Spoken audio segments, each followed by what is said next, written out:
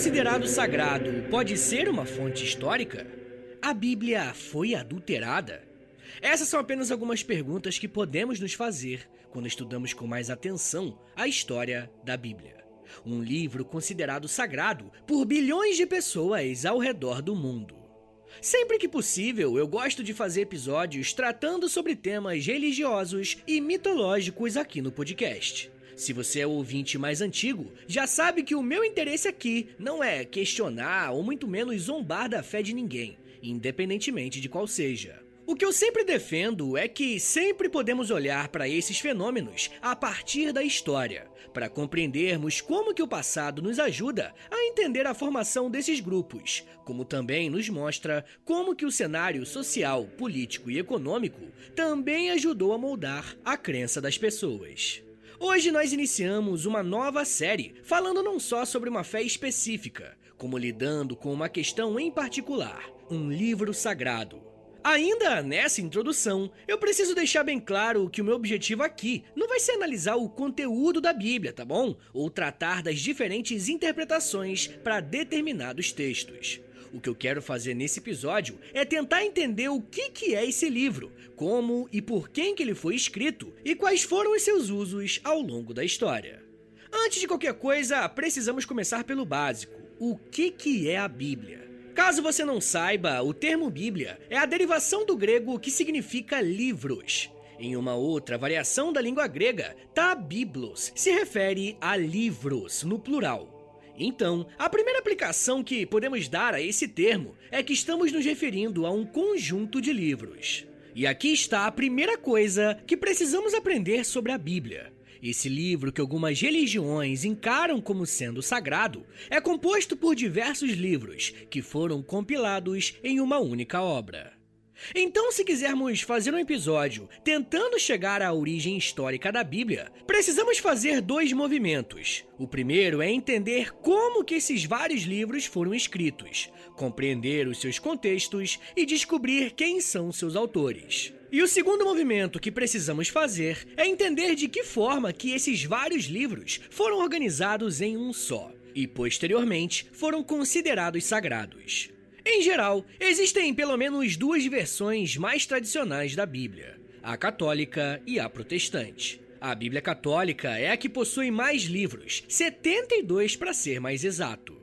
O que eu quero pontuar aqui, gente, é que, obviamente, eu não vou poder contar a história de todos esses livros, e por isso eu vou fazer um panorama mais geral, ou falar daqueles que são mais importantes ou merecem um destaque maior.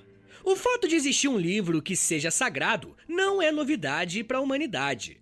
É provável que o registro mais antigo, referente a uma experiência religiosa, seja o livro de Vedas, que eu já falei no episódio que eu lancei sobre o hinduísmo, tá aqui no feed do podcast. Por mais que o nosso objetivo aqui hoje seja conhecer a história de um livro, o nosso ponto de partida são as tradições orais. Como eu já expliquei em outros episódios, as tradições orais são uma das formas que alguns povos têm para manterem a sua própria história. Mas a formação da Bíblia está ligada de forma íntima com um povo, os hebreus. De forma bem resumida, podemos falar que boa parte dos livros da Bíblia é escrita e direcionada ao povo hebreu. Por exemplo, o primeiro livro da Bíblia é Gênesis, e ele conta não só a forma que os hebreus entendem que o mundo foi criado, como também conta como que o seu povo se originou.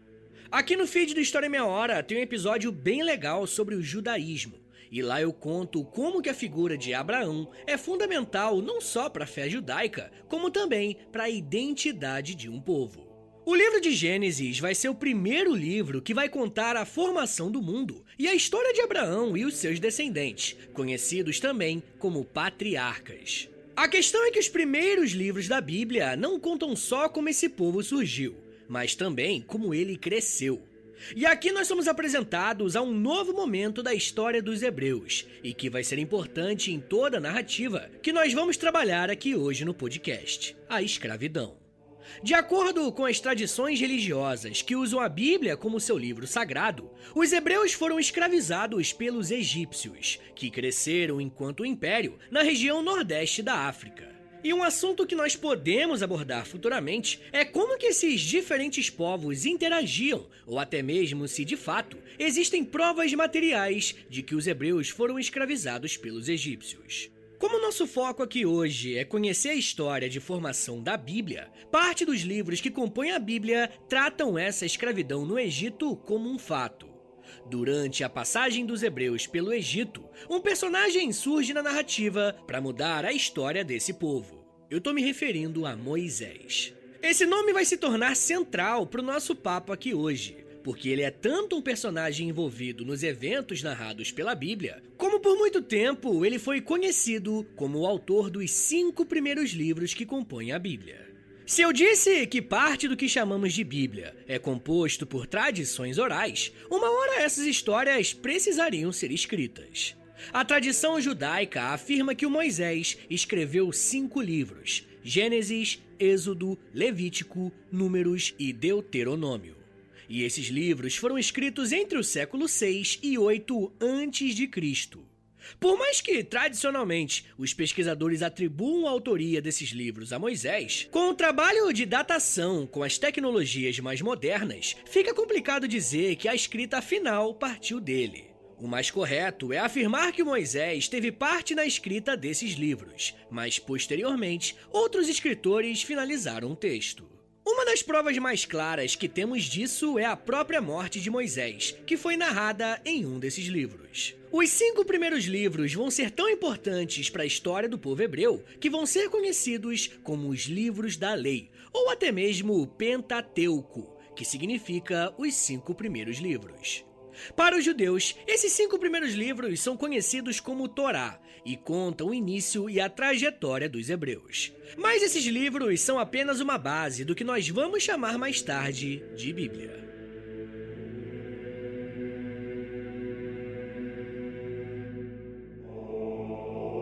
Quando os historiadores se debruçam para estudar a história da formação da Bíblia, uma das coisas que chama a nossa atenção é a materialidade dessa fonte histórica. Ou seja, como que ela foi escrita, em quais condições, idiomas e até quais recursos foram usados para compor essa série de livros. Como vocês devem imaginar, aqueles que viviam na antiguidade, por volta do século 5 e 6 a.C., não tinham acesso a papéis, e por isso, os primeiros escritos da Torá foram feitos com rolos de papiro, geralmente feitos com algum tipo de planta ou com pele de animais. Isso quer dizer que a durabilidade desses materiais era extremamente curta. Logo, era necessário a existência de uma classe social dentro dos hebreus, conhecida como escribas. Esses escribas tinham a função de reproduzir e copiar os textos que falavam sobre a própria história para que esses escritos sobrevivessem com o tempo.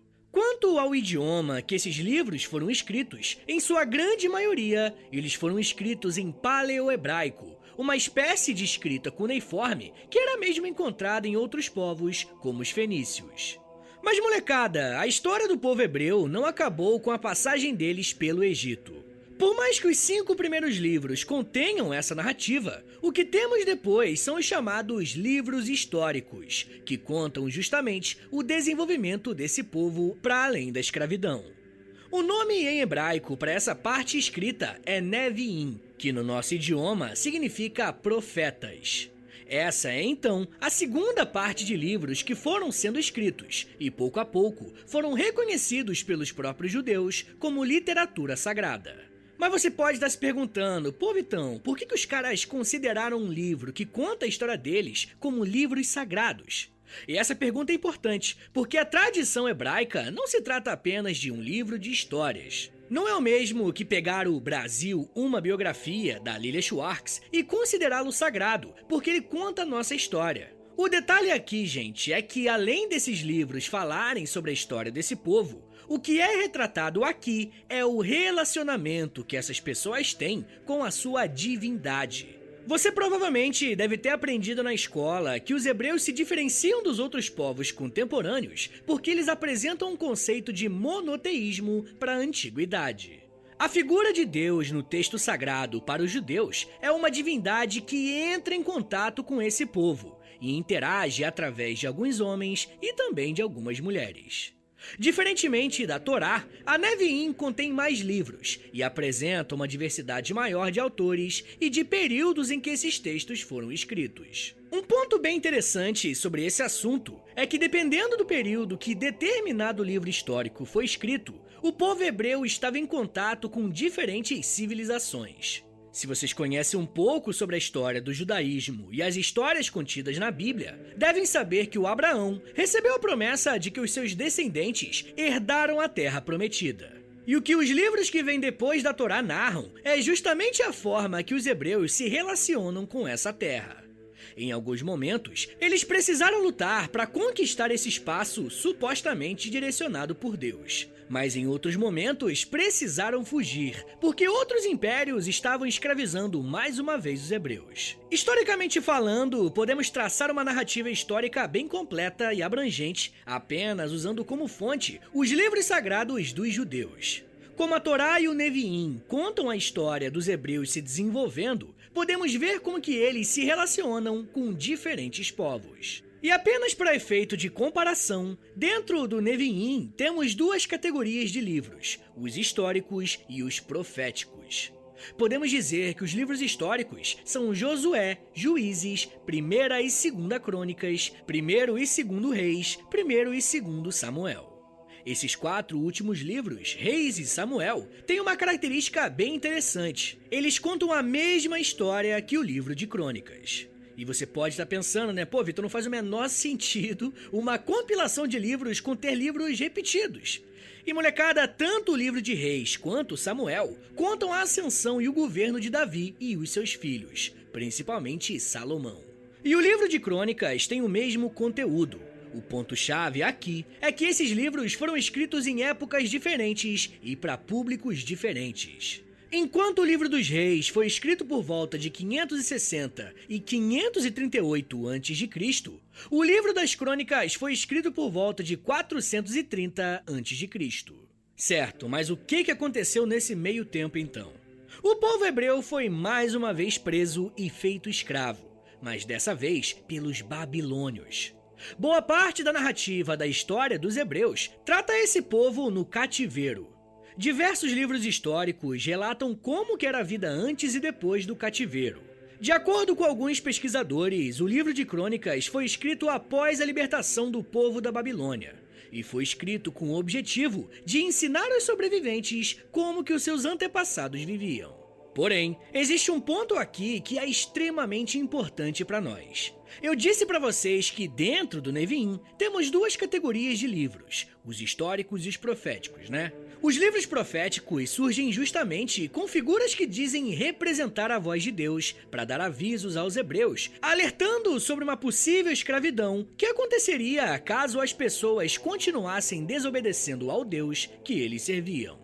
Da mesma forma que aconteceu com os livros históricos, os livros proféticos também foram escritos antes, durante e depois do período em que serviram aos babilônios. Mas o que eu gostaria que vocês entendessem é que por mais que esse tenha sido um período de escravidão e sofrimento para o povo hebreu, também foi um período de intensa troca cultural com os babilônios, persas e assírios. O historiador Arnaldo Mormigliano chegou a dizer que, abre aspas, existe uma influência persa nos escritos judaicos, e ela pode ser percebida na citação de documentos e na escrita biográfica. Fecha aspas. Esse professor é um especialista na forma que os povos da antiguidade escreviam a sua própria história. E comparando os escritos, ele percebeu que existia uma intensa troca desses povos, e isso refletiu na forma que os livros sagrados foram escritos. Há muitos estudiosos que vão ainda além. Eles defendem que o judaísmo absorveu diversas características do zoroatrismo, a religião do povo persa, que através da figura de Ciro II irá libertar os judeus do cativeiro da Babilônia. Esses autores defendem que os conceitos de paraíso, de dualidade entre o bem e o mal, e até mesmo o próprio monoteísmo não existiam dentro do judaísmo antes dessa influência do zoroatrismo na religião dos hebreus. Mas enfim, gente, por mais que boa parte da história dos hebreus seja vinculada a períodos de escravidão, de acordo com as tradições religiosas que usam a Bíblia como um livro sagrado, esse é um modo de vida que estava com os dias contados. E eu ainda quero falar mais sobre como que a Bíblia que conhecemos hoje foi concebida e se existem evidências materiais sobre esses livros nos dias de hoje. Mas me dá um minutinho aí, tá, gente, que daqui a pouco a gente volta e eu falo um pouco mais sobre circulação, debates, traduções e manuscritos. Segura aí, que é um minutinho só.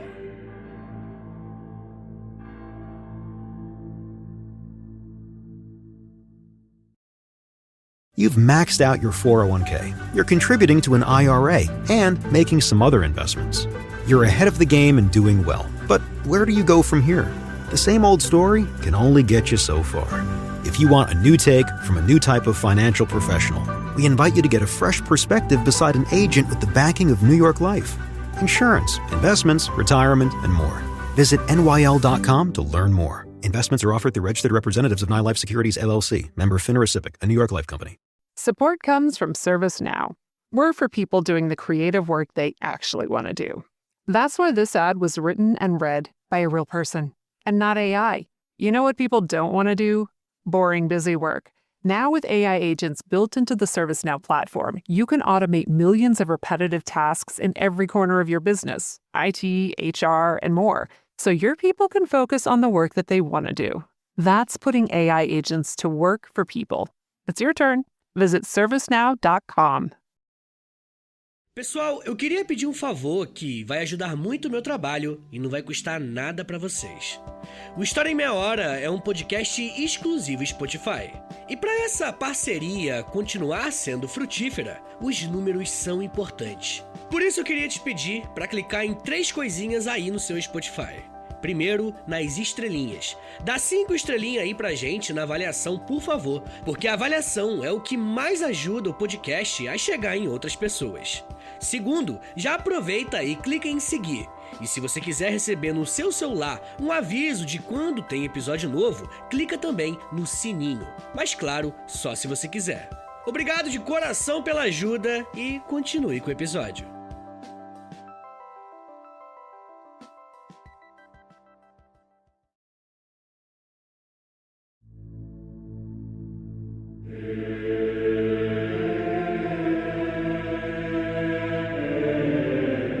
Abre aspas. Os textos bíblicos foram produzidos em um período em que as condições de vida dos escritores, políticas, culturais, econômicas e ecológicas variavam enormemente.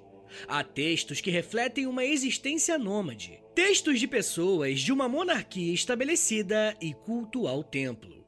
Textos do exílio, textos nascidos da feroz opressão por governantes estrangeiros, textos da corte, textos de pregadores carismáticos errantes, textos daqueles que se entregam ao ares de escritores helenísticos sofisticados. É um intervalo de tempo que engloba as composições de Homero, Platão, Aristóteles, Tucídides, Sófocles, César, Cícero e Catulo.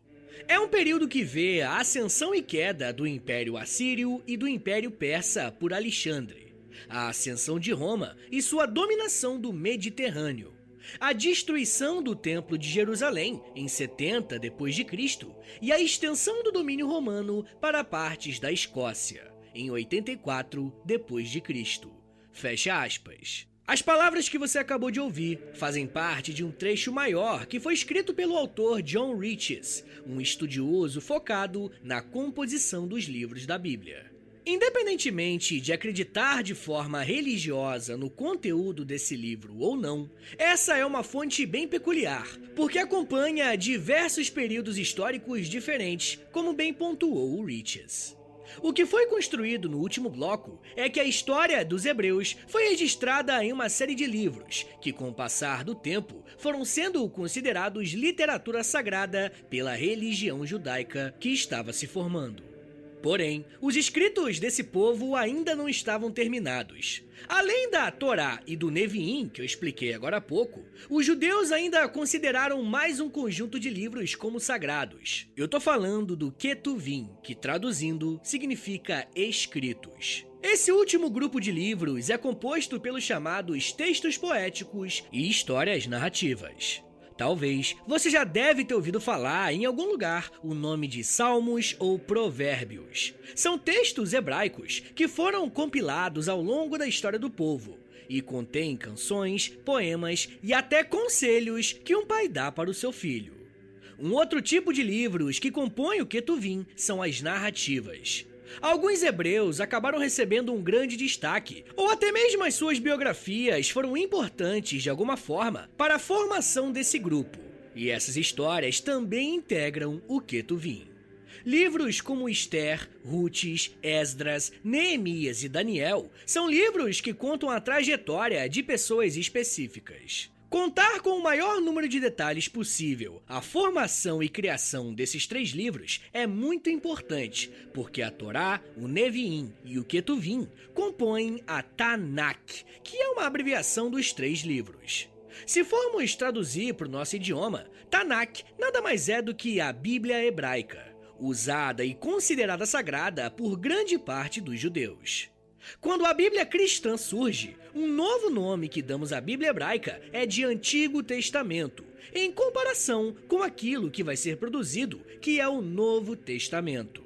Talvez você esteja se perguntando agora por que eu estou falando tanto da história dos judeus e do judaísmo em um episódio sobre a Bíblia cristã. E a melhor resposta que eu posso te dar sobre esse questionamento tem relação com o fato da pessoa considerada mais importante para os cristãos pertencer a essa cultura. E sim, eu estou me referindo a Jesus. Eu fiz um episódio bem interessante sobre a figura do Jesus histórico, e vai ser um ótimo complemento para você ouvir depois desse aqui, tá? O nome do episódio é Jesus. Uma das coisas que eu disse nesse episódio é que uma das fontes que nós temos para saber quem foi Jesus, pelo menos da perspectiva mais religiosa, está contido em um grupo de livros conhecidos como Evangelhos.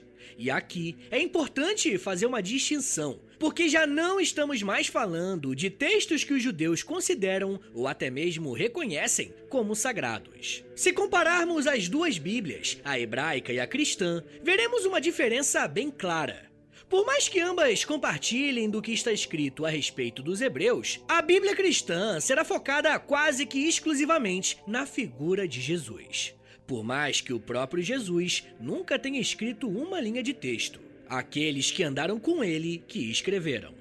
Se partirmos da ideia de que Jesus foi de fato uma figura histórica, ele viveu na região da Palestina, dominada pelo Império Romano. Estar debaixo da administração dos romanos significava que você deveria pagar altos impostos a eles. Também estaria submisso às regras romanas, mas que, em troca, poderia usar a infraestrutura que o império construía nas regiões que ele dominava.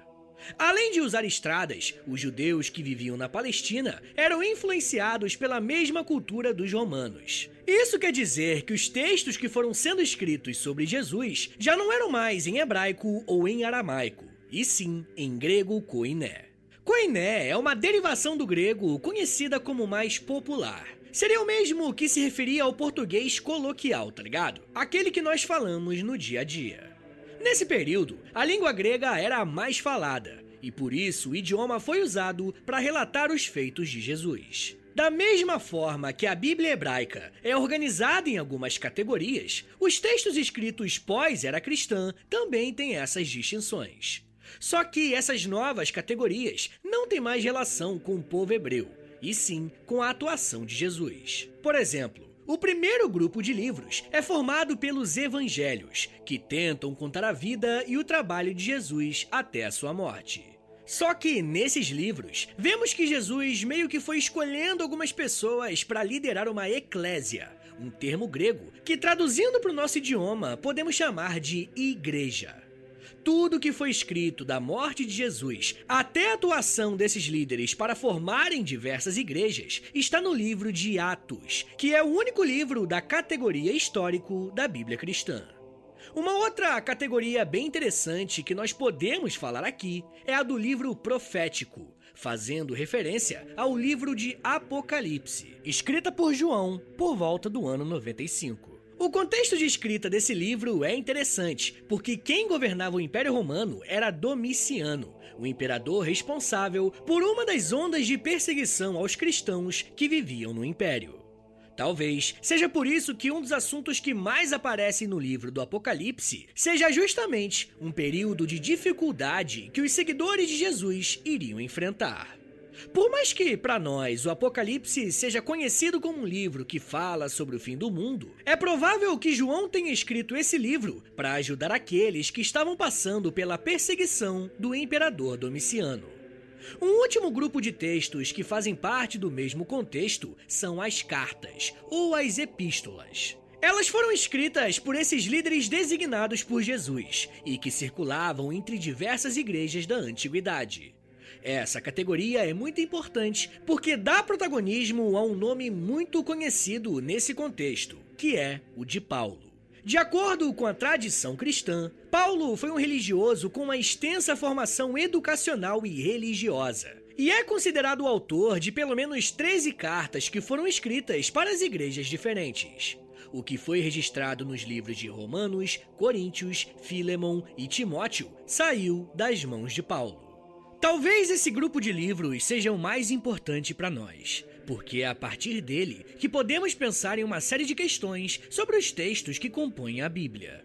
Eu disse para vocês no começo do episódio que um dos nossos focos aqui é pensar a materialidade. E nesse caso, estamos falando de documentos que foram escritos com o propósito de circular em diferentes regiões do Império Romano. As cartas que os líderes das igrejas escreviam iam para regiões entre a atual Espanha e a atual Turquia.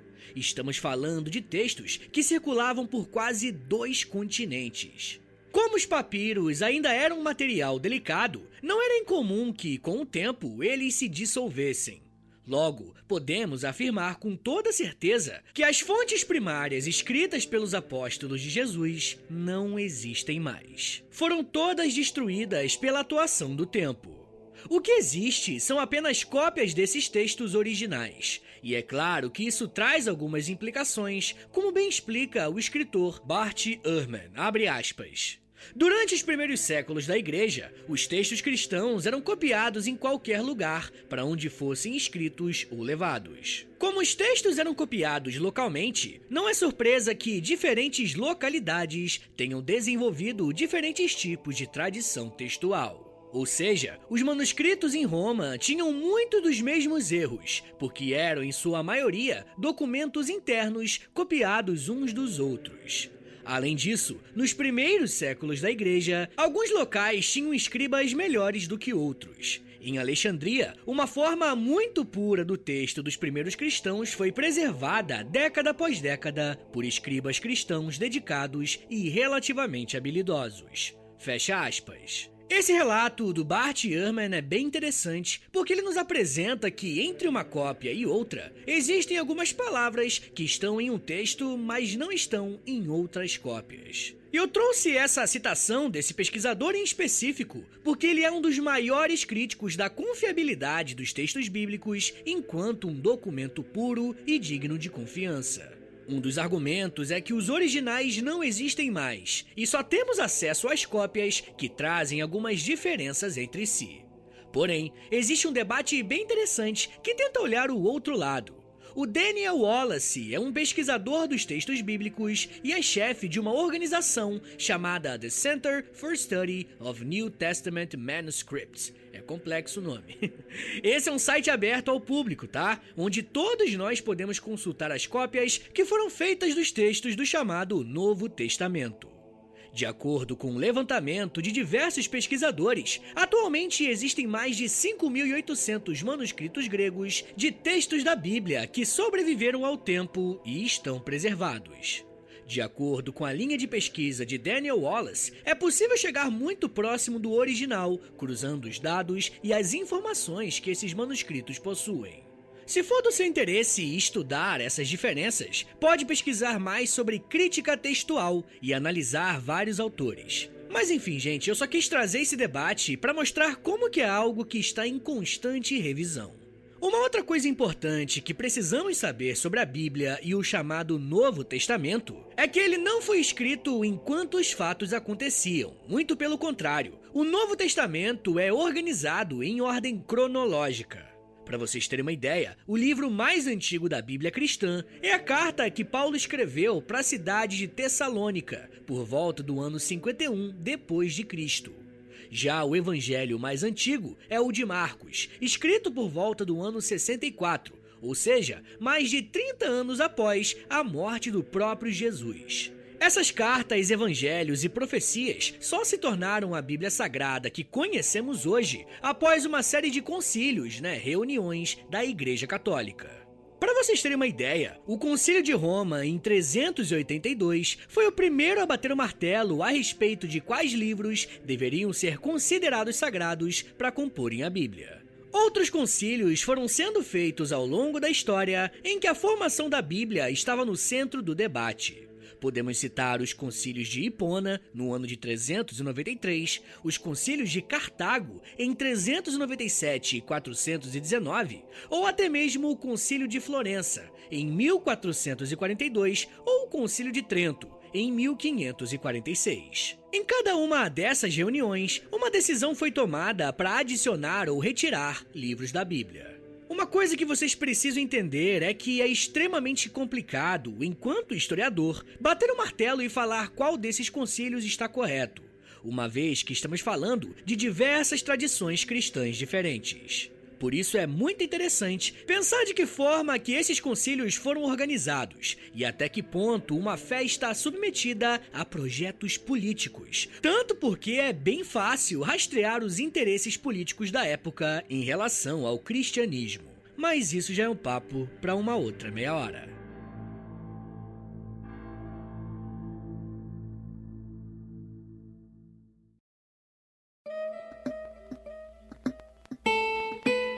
Senhores, muito obrigado por ter vindo até aqui. Meu nome é Vitor Soares, eu sou professor de História e você acabou de ouvir o História em Meia Hora.